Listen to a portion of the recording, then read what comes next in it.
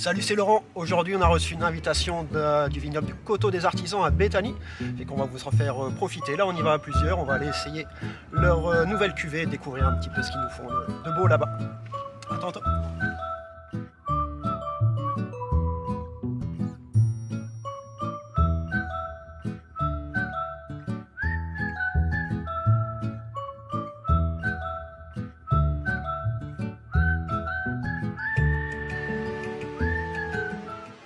Bonjour, bienvenue chez nous, vignoble Coteau des Artisans, situé à Béthanie, en Montérégie.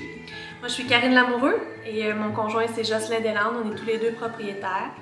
Le projet a commencé en 2012 pour ouvrir officiellement en juin 2019. Cette année, c'est notre 5e cuvée. Donc, on fait du vin depuis 2017 et nous sommes les premiers à élever du vin en amphore de grains d'Argel Toscane. Donc, ça vaut le détour. L'été, vous pouvez venir faire une belle dégustation sur notre terrasse, faire la visite guidée, venir voir notre univers.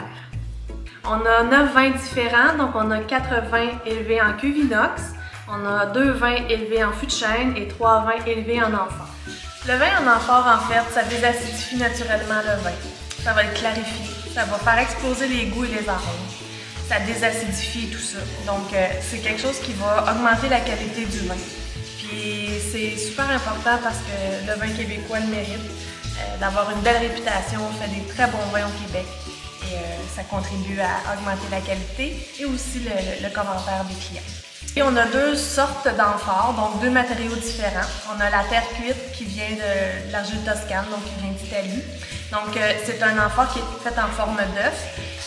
Donc, on a une micro-oxygénation 3 fois plus importante que dans un fût de chêne. Tandis que dans le grès, on est similaire à un fût de chêne.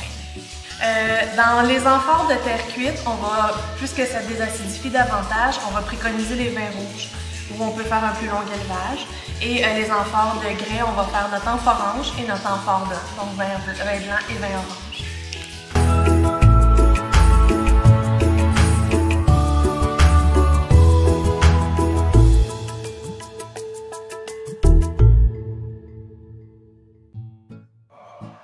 On fait aussi des vins en cuve inox, donc on a 4 vins en cuve inox. Donc artisan blanc, artisan rosé, artisan rouge et le bonheur c'est maintenant, qui est aussi un vin blanc. Et on a aussi les vins en fût de chêne, donc réserve rouge, qui va être disponible seulement à l'automne.